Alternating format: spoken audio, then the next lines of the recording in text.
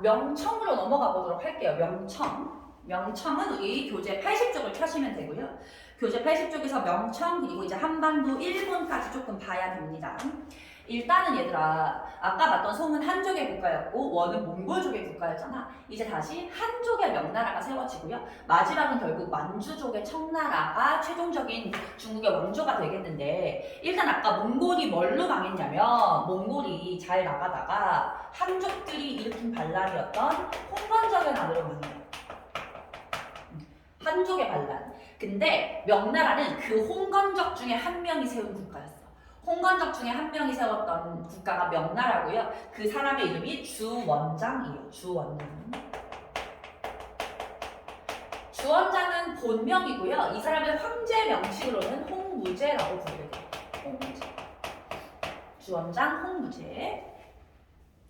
가 나라를 세우게 되는데 수도는 금릉, 난징이었어요. 금릉, 난징.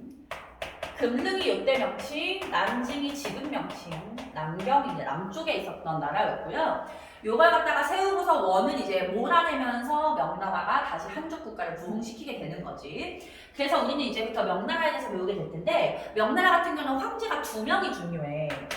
홍무제랑 나라 세웠던 그리고 그 다음 황제였던 명락제라고 하는 사람이 굉장히 중요한데 이 두 사람의 정책을 우리 그 교재에서 한번 보도록 합시다. 홍무제는 황제권을 강화시키기 위해서 재상 제도를 폐지해요. 재상이라는 것은 황제가 있으면 황제 밑에 신하들이 있잖아. 근데 신하들 중에서 제일 높은 신하가 재상이야.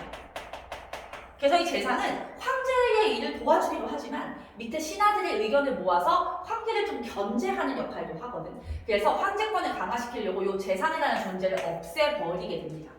그리고 토지대장인 어린 도책과 호적대장을 작성을 해요. 토지대장, 호적대장 이거는 나라의 토지를 갖다가 조사해서 농사 지을 수 있는 땅이 얼마나 되는지 이런 걸 조사를 하고 사람 수도 뭐 성인 남자가 몇 명이나 되는지 조사를 해서 세금을 거두려고 하는 거죠. 세금.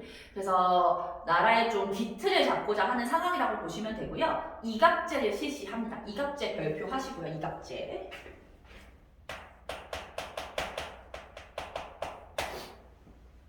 이갑제가 뭐냐면 이런 거라고 생각하시면 돼요. 우리가 농촌에서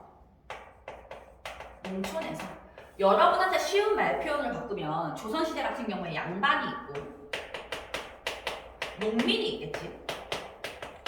근데 원래는 이 양반과 농민들한테서 세금을 걷거나 아니면 야 뭐 전쟁 터졌으니까 나가서 전쟁 너네 할 사람 뽑아야 돼 이런 것들을 갖다가 나라에서 관리를 보내서 한 명 한 명 체크를 하는데 그게 너무 힘들잖아. 매번 관리를 보내서 담당하는 것도 돈도 많이 들고 시간도 많이 들고 하니까 이 양반들한테 시키는 거야. 양반들한테 야 니네가 농민들 한 10가구 10개 집안 정도를 니네가 담당해서 얘네한테 세금도 걷고 뭐 일 시킬 것을 일도 시키고 그런 걸 니네가 알아서 좀 하게 좀 알아서 굴러가봐 라고 하는 게 이갑제입니다. 이갑제. 그래서 요 지방에서 양반들의 힘이 굉장히 커지게 되죠. 그리고 100년 넘게 몽골족이 한족을 완전히 눌러놓은 상태였기 때문에 그런 한족의 전통을 회복하려고 노력을 했어요. 몽골 풍습을 금지시켜요. 뭐 변말이라든가 이런 것들. 과거제를 정비하고 학교 교육을 통해서 다시 유교 중심의 국가를 만들려고 했고요.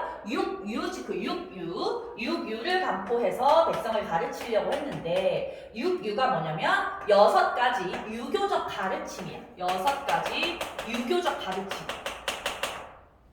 근데 내용은 별게 없어. 우리 유교적인 거 하면 이런 거 떠오르지. 뭐 부모님에게 효도를 해라. 친구들과 사이좋게 지내라. 뭐 이런 것들. 임금에게 충성해라. 이런 것들 가장 기본적인 유교적인 가르침을 황제가 직접 반포함으로써 우리 명나라는 유교 국가다라는 걸 다시 한번 확립을 시킨 거라고 보시면 됩니다.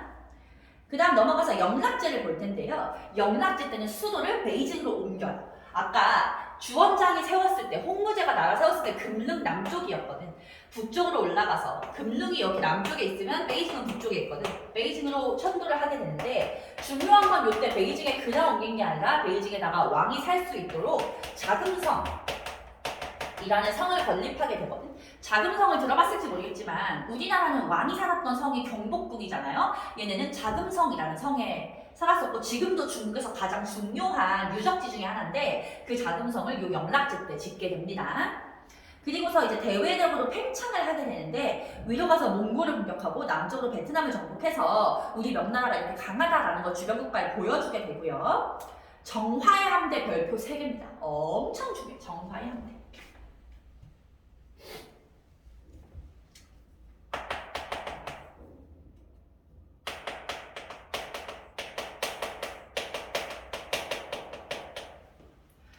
정화라는 신하를 시켜서 배를 끌고서 저 멀리까지 가도록 시킨 거야. 그래서 이 배가 어디까지 가냐면 당연히 동남아시아로 가고요. 인도도 가고요. 저기 아프리카까지 가는 거야. 아프리카까지 갔어. 근데 왜 그럼 이런 함대를 굳이 보냈느냐라고 하면은 조공채공 관계를 더 확대하기 위해서.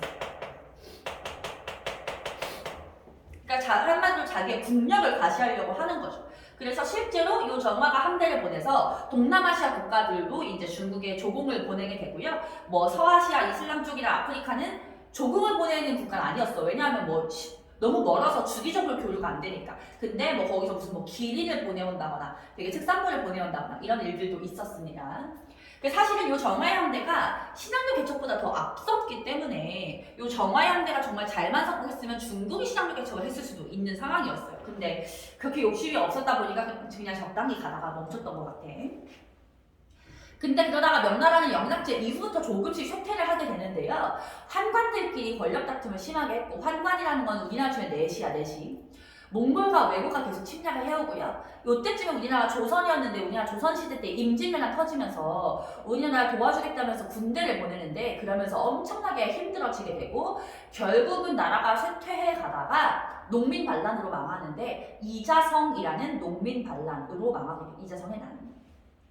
그러니까 명나라는 동건적의 난이라는 농민 봉기로 건국이 돼서 이자성의 난이라는 농민 반란으로 망하게 되는 거지.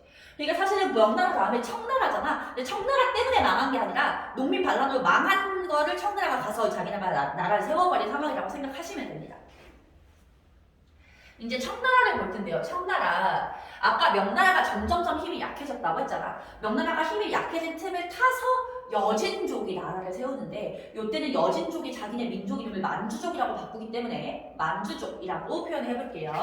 만주족이 나라를 세우는데 아까 우리 앞에서 여진족이 세웠던 나라가 금이었지. 그래서 그 금을 계승한다는 의미로 후금을 건국해요. 후금을 건국하게 되고 요 후금이 이제 굉장히 나라가 강성해지면서 요 후금을 건국한 사람의 이름은 일단 얘가 누르하치라는 사람이에요. 누르하치가 후금을 건국하는데 누르하치 다음에 홍타이지라는 황제가 우리 후금이라는 나라는 금을 계승했다는 의미인데 우리 지금쯤 되면 그 옛날의 금을 더 넘어서는 것 같으니까 이런 표현 말고 청이라고 할래 라고 하면서 나라 이름을 이때 청이라고 바꾸는 거야. 누르하치가 후금을 건국했고 홍타이지가 나라 이름을 청으로 바꾸게 됩니다. 그러고서 뭐 조선을 침략을 했어요. 그래서 여러분들 들어보셨을지 모르겠지만 병자호란 뭐 이런 전쟁이 있기도 했었는데 요 이후에 명나라가 멸망을 해요. 명나라는 아까 이자성의 난을 망했죠. 명나라가 멸망을 하는데 망한 것은 이자성의 난 때문이었고 그러면서 요 이자성이 그럼 명나라의 수도였던 베이징을 장악하고 있을 거 아니야. 그 이자성을 몰아내면서 베이징까지 들어와서 청나라가 이제 중국 전역을 다스리게 되는 겁니다. 이때 청나라가 이끌고 왔던 군대를 팔기군이라고 하고요. 팔기군은 청나라 키워드로 체크를 해주세요. 성립 세 번째 줄에 팔기군. 그러고서 발전 파트로 넘어갈 텐데 우리 청나라는 황제가 3명이 나와서 3명의 황제를 한번 보도록 할게요. 명나라는 2명이었고 청은 3명이야. 강옹건 이렇게 외우세요. 강옹건, 강희제, 옹정제, 건륭제. 강희제, 옹정제, 걸륭제의 3명이 있었는데 일단 강희제 같은 경우는 요거 체크해볼게요. 러시아랑 네르친스크 조약을 체결했다. 왜냐면 중국이 이렇게 있으면 중국 위쪽으로 시베리아, 러시아가 있다 보니까 국경 분쟁이 일어난 거야. 그래서 그 국경 분쟁은 이제 끝내면서 국경을 확정지었던 게 네르친스크 조약이고요. 이 네르친스크 조약을 강희제가 체결할 때 반대 쪽에 있었던 러시아 황제가 우리 러시아 절대 왕정으로 배웠던 표트르 대제였어요. 일단. 그래서 표트르 대제랑 강희제가 비슷한 시기구나 이런 거 느낌 가져가시면 좋을 것 같고요. 옹정제는 군기처를 설치했다. 군기처.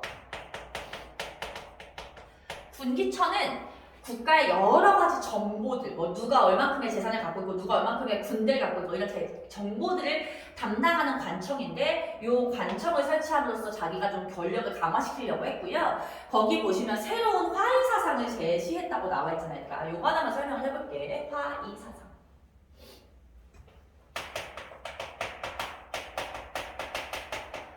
화라는 건 중화 사상이고요.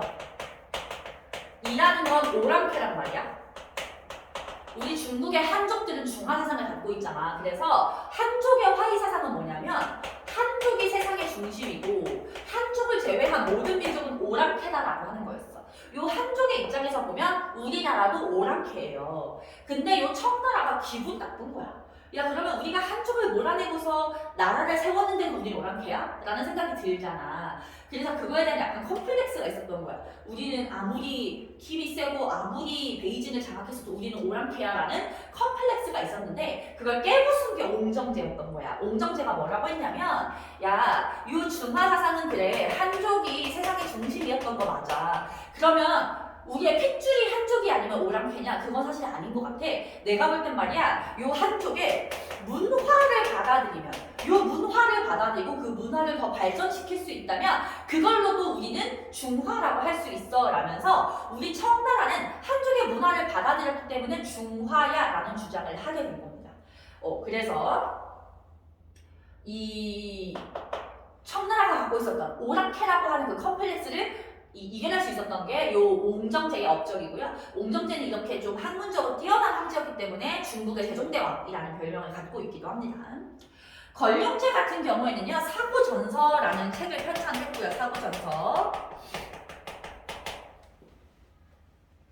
그리고 최대 영토를 확보를 하게 돼요. 최대 영토. 그래서 자료 이번에 지도를 보시면 뭐 신장, 티베트, 거의 러시아 아래쪽까지 몽골해서 영토를 되게 많이 넓혔고 청나라 같은 경우 영토가 오는 나라가 되게 비슷해요. 이렇게 약간 뿌까머리 아시나요? 이렇게 여자애가 이렇게 있고 이렇게 머리 묶은 요런 식의 영토를 가진 게 이제 청나라였다.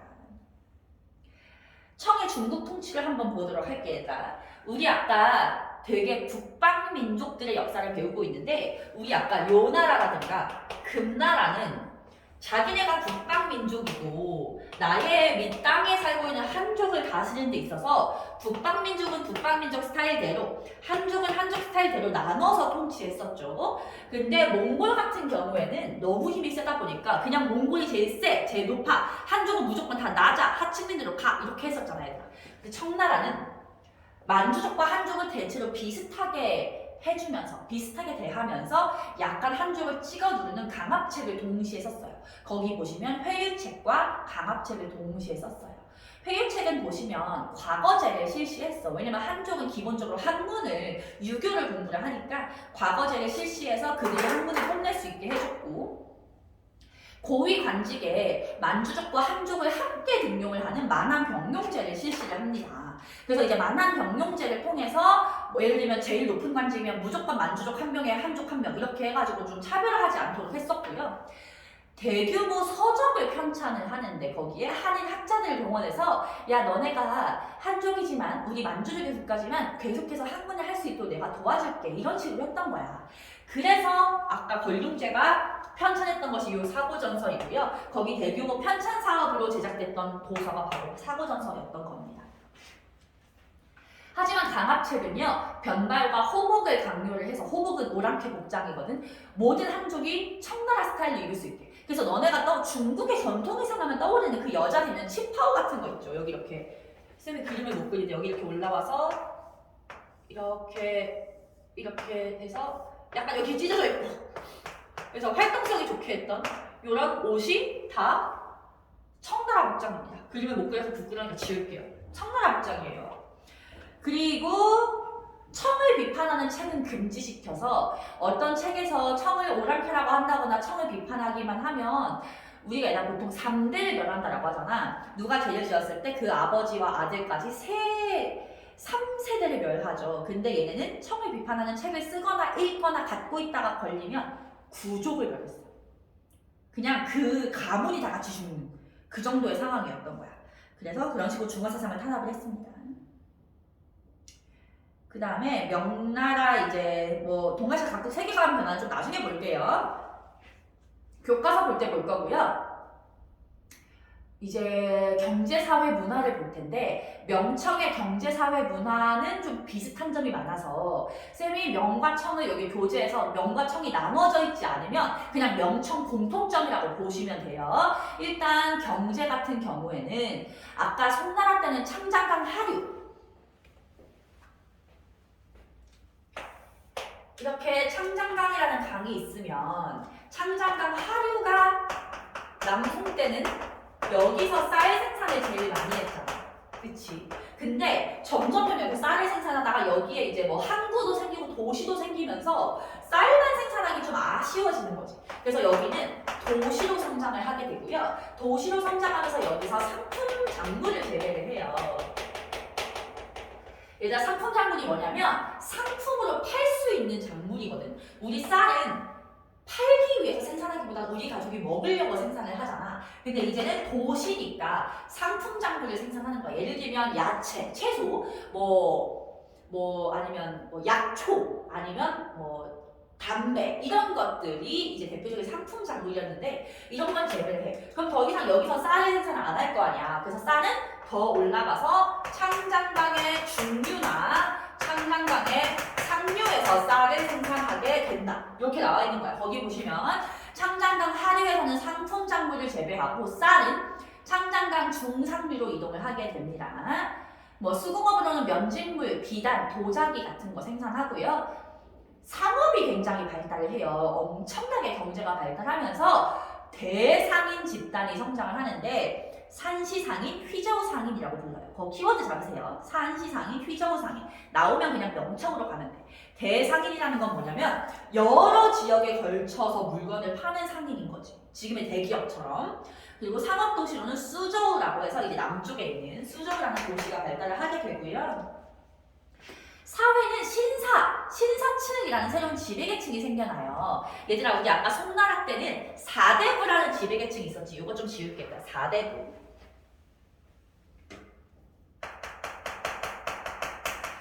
송나라 때 사대부 같은 경우에는 어떤 개념이었냐면 아까 말했듯이 학문을 되게 잘해서 과거에 합격을 하고 떳떳하게 자기 능력으로 올라온 사람이었고 나는 사대부여도 내 자식은 공부를 못하면 걔는 그냥 평민으로 사는 그런 사회였는데 이제 명청대가 되면 신사층으로 바뀌는 거야. 신사층자는 안 써도 되고 써도 되고 그냥 조선시대 양반 같은 개념이라고 생각하면 돼. 기본적으로 학문을 하고 과거를 봐서 관직에 올라가지만 대체로 왜 세습이 된다. 그래서 사대부랑 신사의 차이는 일단 공통점은 이제 과거 시험을 봤다라는 점이지만 차이점은 얘는 세습이 안 되고 신사는 세습이 된다라고 보시면 됩니다. 그래서 우리가 태평천국 운동할 때 태평천국 운동을 진압한 것이 신사층이 조직한 군대였고 그 신사층들 중에서 몇몇이 서양 군대의 그 우수성을 깨달으면서 양무운동을 주도했었고 대표적인 인물이 이홍장이었잖아 얘들아. 그런 애들인 거예요. 양반들. 그러니까 이제 농민들이 태평천국 운동하는 게 싫지. 왜냐면 나는 지배계층이니까. 그렇게 연결지어서 생각하시면 되고요. 81쪽에 문화를 볼 텐데요. 얘들아 아까 남송 때 성리학이라는 학문이 발달을 했잖아. 그래서 이 성리학이라는 학문이 남송 때 발달을 해서 원나라 때도 있었고요. 명나라 때까지 되게 중요한 학문이 되면서 어떻게 되냐면 명나라 때 와서는 과거 시험을 볼 때 무조건 성리학을 공부를 해야 되는 거야. 근데 생각해봐 얘들아. 너희들도 이 역사를 갖다가 만약에 그냥 재미있는 역사 영화를 보거나 역사 무슨 뭐 프로그램 같은 걸 그냥 간단하게 보면 되게 재밌다라고 생각을 하겠지만 지금 학교 시험 때문에 공부를 하다 보면 재미가 없을 때도 있고 힘든 과목처럼 느껴지잖아 얘들아. 어떤 과목이든 간에 시험만을 위해서 공부를 하다 보면 힘들어요. 쌤도 역사를 어릴 때부터 좋아했지만 시험 기간에 역사 공부할 때 좀 힘들었던 것 같거든. 그러니까 항상 어떤 과목이든 간에 시험을 위해서 공부를 하면 힘들어질 수밖에 없어. 그래서 성리학도 과거 시험 때문에 성리학을 하다 보니까 약간씩 변질되기 시작한 거야. 그래서 이러한 성리학을 비판하면서 명나라 때 새롭게 등장한 학문이 있는데 이 학문의 이름이 양명학이야. 양명학은 이렇게 얘기했어. 야, 성리학은 말이야 인간의 본성과 우주의 원리를 탐구한다고 하는데 그거 눈에 보이지도 않고 별로 일상생활에 도움도 안 돼 라고 하면서 양명학은 이런 걸 주장했어요. 거기 보시면 지식과 행동의 일치, 우리 이런 거 네 글자로 지행합이라고 하거든. 백날 첫날 앉아서 공부하면 뭐해? 네가 공부해서 배운 거를 실제로 적용을 시켜야지 라고 하면서 배운 것과 행동을 일치시킬 것을 주장했던 것이 양명학이고요. 청나라 때는, 얘가 이거 명나라야, 명나라.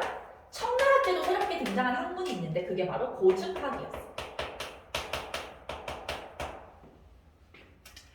고증학 같은 경우에는 말 그대로 고증하자는 거야. 증거가 있어야 된다. 실증적으로 연구를 하는 학문이었어. 실증적으로. 그러게 되다 고증학처럼 실증적으로 연구를 해서 나온 책이 아까 요 관련된 사고전서이기도 합니다.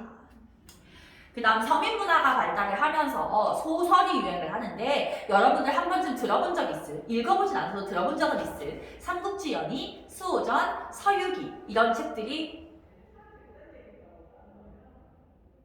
명나라 때 유행을 하게 되고요. 홍록문 같은 경우에는 청나라 때 유행을 합니다. 그리고 연극으로는 예를 들어 경극하지, 경극. 중국에서 막 엄청 이상하게 분장을 해가지고 막 노래도 하고 춤도 하는 그게 이제 경극이라는 건데 이 청나라 때 서민문화였습니다.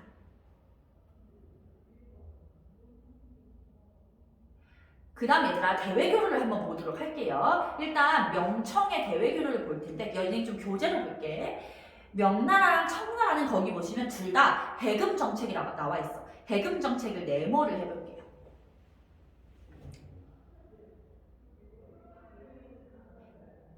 잠깐만.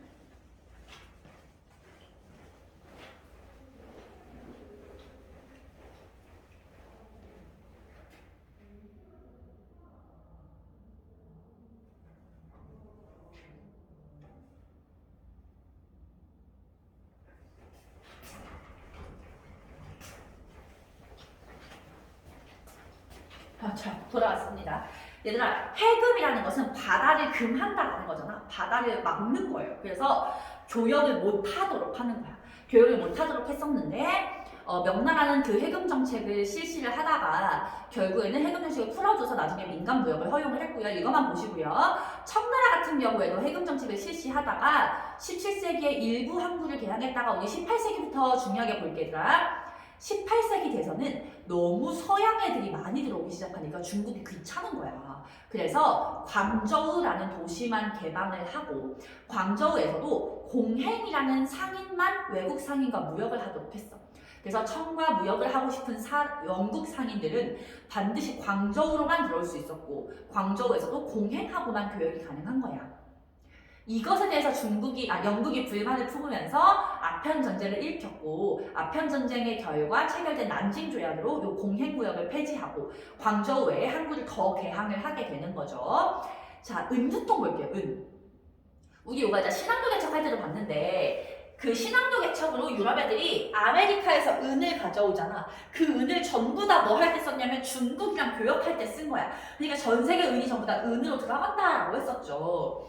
그래서 이제 중국은 은이 너무 넘쳐나서 그거를 화폐로 사용을 하는데요. 세금도 은으로 낼 정도가 됐어. 그래서 명나라는 일조평법, 청나라는 지정은제라는 제도를 통해서 세금을 은으로 받게 되고요. 명나라의 일조평법, 청나라의 지정은제는 차이점을 그냥 설명을 해줄게 얘들아. 일조평법은 일단 둘 다 세금을 은으로 걷는 건데 일조평법은 토지세랑 인두세를 걷었어.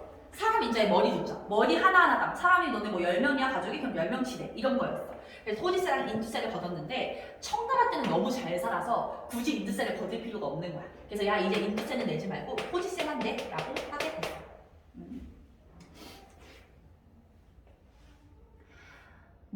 문화교류는 자료 5번 지도를 볼게요. 서양 사람들이 들어오면서 거기 보시면 세계 지도가 나와 있죠. 명나라 때 마테오 리치라고 하는 이탈리아의 선교사가 들어오면서 고려 만국 전도라는 세계 지도를 그려줬는데 이 지도가 보시면 너네가 알고 있는 오늘날 세계 지도하고 비슷하잖아. 그래서 중국이 어떻게 생각하게 됐냐면 전 세계에서 중국이 가장 중심에 있고 가장 크고 가장 중요한 국가라고 생각했는데 생각보다 아니구나 라고 하는 그런 세계관을 가지게 되었고요. 거기 아래 읽어보시면 명대 선교사 마테오 리치는 고려 만국 전도를 만들었고 천주 실의를 졌을 거고 다 체크하세요. 유클리드의 기하학 원론을 번역했어요. 자, 천주 실의는 뭐냐면 이때 이 마테오 리치는 어쨌든 간에 천주교를 믿으니까 가톨릭을 믿으니까 가톨릭을 전파하고 싶은데 중국 애들이 그 좀 부담감이나 거부감을 느낄 수 있으니까 중국어로 번역을 한 거야, 성경 내용을. 근데 그냥 번역만 하면 애들이 딱딱해서 안 읽을 것 같으니까 문답식으로 약간 예수님하고 직접 대화하는 것 같은 식으로 그런 교리서를 만들었던 거라고 생각하시면 됩니다. 이 사람은 명나라 때 들어왔던 사람이고요. 청나라 때는 아담샬이라는 사람이 들어왔는데 아담샬은 역법, 달력이라든가 대포 제작 기술 같은 걸 전파를 했다. 가볍게 보시고요. 청나라는 여기서 끝났어요. 청나라는 여기서 끝났고 이제 일본을 한번 보도록 하겠습니다. 일본.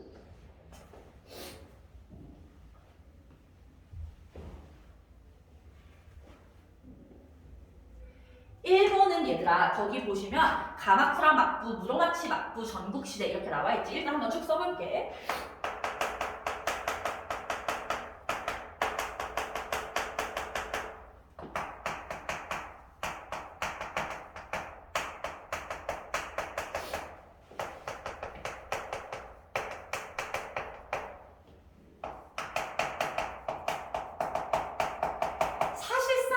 얘가 거의 한 90% 이상의 비중을 차지하고요. 얘는 그냥 가볍게 보도록 할 건데 일단은 막부라는 개념을 한번 보도록 할게요. 막부.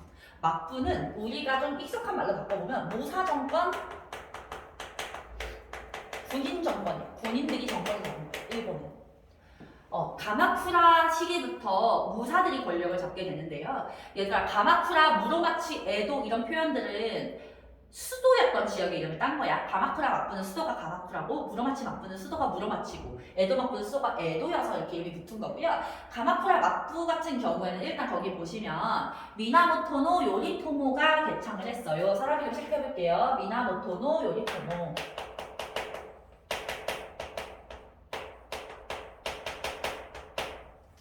요 막부라는 개념 자체가 어떤 개념이냐면 무사들이 권력을 잡은 거잖아. 그래서 이거 참 간단하게 설명한 적이 있는데 일본은 자기네 왕을 천황이라고 부르는데 요 천황의 힘이 굉장히 약해진 거야. 천황의 힘이 엄청나게 약해지고 누가 권력을 가지냐면 무사 중에서 제일 센 쇼군. 쇼군은 우리말로 바꾸면 장군이거든. 사실상 얘가 왕이나 다름없는 상황이 되고요. 요 쇼군이 나보다 낮은 무사에게 토지를 주고 그러면 이 무사는 쇼군에게 군사를 바치거나 충성을 바치는 이런 체제를 갖다가 형성을 한 겁니다. 근데 천황은 없는 건 아니고 존재를 하지만 상징적으로만 존재를 하는 거야. 그래서 이 쇼군과 무사 간의 관계가 이렇게 만들어지게 되는 거죠. 그것을 막부라고 하는데 그 시작이 미나모토노 요리토모였습니다.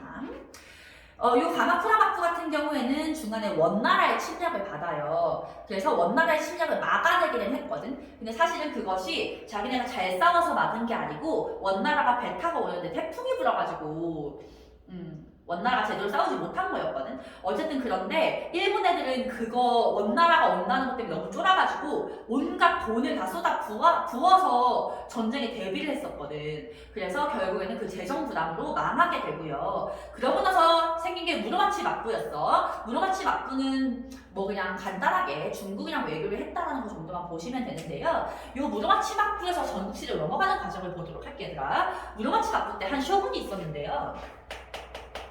이 쇼군이 되게 늦은 날까지 아들이 없었던 거야. 그래서 나의 후계자가 아들이어야 되는데 아들이 없으니까 어떡하지라고 고민을 하다가 그러면 나의 후계자를 내 동생으로 정해야겠다라고 해서 쇼군이 자기의 동생에게 쇼군 자리를 넘겨주겠다고 약속을 했어. 약속을 해놨는데 쇼군이 되게 늦게 아들을 낳은 거야.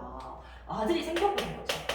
그러면 이제 쇼군 자리를 누구에게 줘야 될 것인가 두고서 굉장히 문제가 생기겠지. 근데 이때 여러 각 지역의 무사들이 동생 편, 아들 편을 들고서 일어났다가 결국은 지네끼리 치고받고 싸우기 시작하는데요.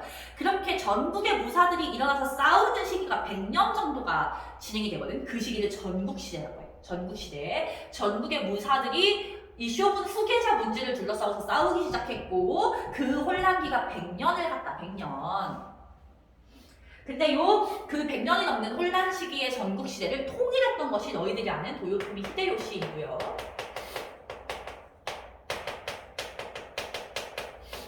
도요토미 히데요시가 전국 시대를 통일하고 나서 이제 내가 일본을 통일했으니까 다른 나라로 진출해보자 라면서 조선을 침략하는 임진왜란이 일어나게 되는 겁니다. 임진왜란. 근데 임진왜란 때 이순신장군한테 지고 얘들아 일본이 졌잖아. 그러고서 도요토미 히데요시가 죽어요. 죽으면서 이 전국시대는 끝이 나게 되고 그걸 이어받아서 도요토미 히데요시의 여러 부하들 중에 한 명이었던 도쿠가와 이에야스가 에도 막부를 수립을 하게 됩니다. 도요토미 히데요시가 죽고 나서 도쿠가와 이에야스가 에도 막부를 수립을 하게 되는데요. 에도 막부가 가장 중요합니다. 거기 에도 막부의 성장 부분을 보시면 정치 봐봐. 쇼군은 직할지를 지배하고 다이묘에게 영지 번에 대한 지배권을 인정해준다. 이걸 막번 체제라고 하는데요. 잘 봐봐. 쇼군이 있고 아까 쇼군 밑에 무사가 있었잖아. 근데 그 무사들 중에서 제일 센 애들, 몇몇 센 애들을 다이묘라고 불러요. 그래서 쇼군이 다이묘에게 토지를 주고 당연히 얘는 뭐 충성을 약속한다. 이게 아까 배웠던 그거잖아. 그치? 근데 요 쇼군이 다이묘에게 준 토지를 번이라고 불러. 번. 무슨 번이라고 불러요. 그래서 그 번에 대해서 다이묘의 권력을 인정을 해줬어. 이걸 막번 체제라고 하는 거야. 쇼군은 막부를 다스리고 다이묘가 번을 다스린다라고 해서 막번 체제라고 부르는데 얘들아 이런 체제는 중앙 집권적일까 지방 분권적일까?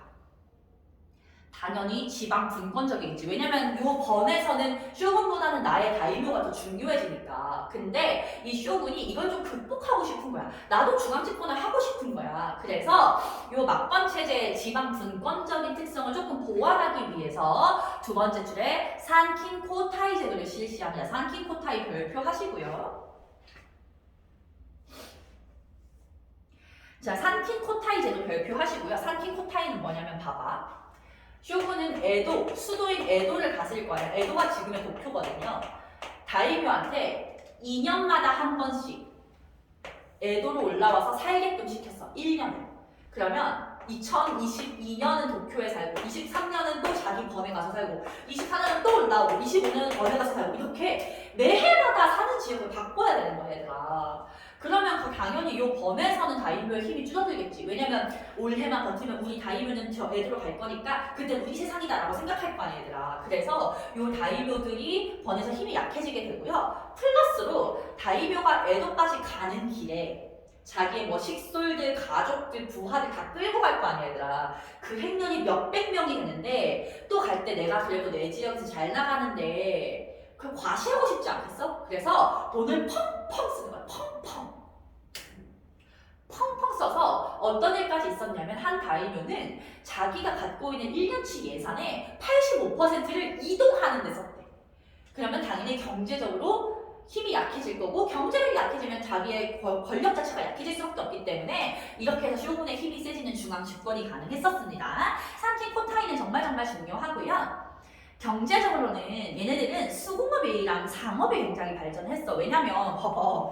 다이묘가 에도까지 같이 돈을 펑펑 쓰면 이득을 보는 건 그 물건을 판 상인이겠지. 그치? 그래서 상인들이 굉장히 성장을 하게 되는데 그 상인들을 갖다가 뭐라고 부르냐면 일본에서는 조닌이라고 부르거든. 조닌들이 성장을 하게 되고요. 조닌들이 계속 자기네가 돈을 벌었으니까 여러 가지 문화를 즐긴단 말이야. 그 문화를 조닌 문화라고 하는데 가부키나 우키요에 같은 것이 유행을 했다. 사진이 있을까? 일단은 얘가 가부키는 뭔지 알지? 막 가끔씩 어떤 사람이 화장을 막 얼굴을 새하얗게 하고 입술을 새빨갛게 막 하면 막 가부키 화장했어? 이러잖아. 그런 분장을 해가지고 연극을 했던 게 가부키고요. 우키요에는 얘가 85쪽을 펴보시면 서술형 3번 문제에 우키요에가 있거든요. 이게 뭐냐면 그 유럽 애들이 이때 중국에 와서 도자기를 되게 사고 싶어 했는데 중국 도자기가 너무 비싸고 이러니까 좀 저렴한데 예쁘게 잘 만드는 게 일본이어서 일본 도자기를 많이 사간 거야. 근데 너네도 알다시피 일본에는 되게 아기자기하게 뭐 만드는 거 잘하잖아. 그래서 그 도자기를 팔 때도 그냥 포장하지 않고 이렇게 예쁘게 뭔가 그림을 그려서 포장지를 만든 거야. 그게 우키요에였어요. 그러니까 포장지인 거지, 포장지. 포장지니까 하나하나 그린 것은 아니고 이렇게 도장, 목판화로, 목판 인쇄술로 찍어가지고 만든 그림인데 그거를 갖다가 유럽에 가져와서 애들이 도자기를 깠는데 포장지가 너무 예쁜 거야. 그래서 갑자기 유럽에서 그 일본의 포장지 위인 우키요에가 유행하기 시작했어. 그래서 그때부터 우키요에가 하나의 그림 장르가 되어버렸고요. 여러분들이 알고 있는 유럽의 유명한 화가인 모네라든가 고흐 같은 화가들도 일본의 우키요에에서 영감을 받아서 자신의 그림을 발전시키기도 했어. 그 다음 아래 대외교류 마지막으로 일본 보시면요. 17세기 초에 크리스티교를 금지를 시키면서 해급 정책을 실시를 했습니다. 그래서 서양하고는 교역을 안 했고요. 조선하고만 통신사 동그라미, 통신사라는 사절단을 통해서 교류를 했었고 얘네는 해급 정책을 해서 서양하고 교류를 안 했잖아. 항구를 딱 한 개여서 나가사키. 그래서 나가사키에 대지마라고 하는 아까 우리 송나라가 시박사라는 관청을 통해서 서양하고 외국하고 무역을 했다고 했잖아. 그런 것처럼 일본도 나가사키에 대지마라고 하는 관청을 설치해서 그 관청에서 네덜란드하고만 교류를 했어요. 되게 독특하게 서양상이 뭐 영국, 포르투갈 다 막았는데 네덜란드하고만 교류를 했어요. 왜냐면 네덜란드에 들어갔다가 괜히 종교가 크리스트를 믿으라고 안 하고 깔끔하게 상업적인 교류만 하고 갔거든. 그래서 네덜란드하고 교류하는 과정에서 네덜란드로부터 서양의 학문이 들어오게 되고요. 그 서양의 학문을 난학이라고 불러요. 한자로 네덜란드를 난 뭐라고 해가지고 난학이라고 하는 건데 난학의 대표적인 예시로 아래다가 써볼게 얘들아.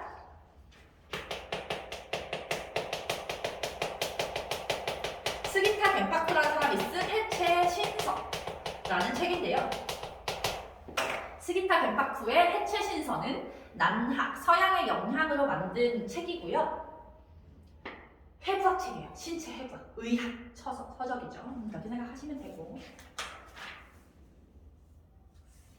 여러분들 82쪽에 풋공 개념 문제도 풀고서 5분 쉬시면 되고요. 쉬시고 나서 우리 1-2에서 안 나갔던 그 조선 근현대사를 보도록 할게요. 풀고 5분 쉬세요.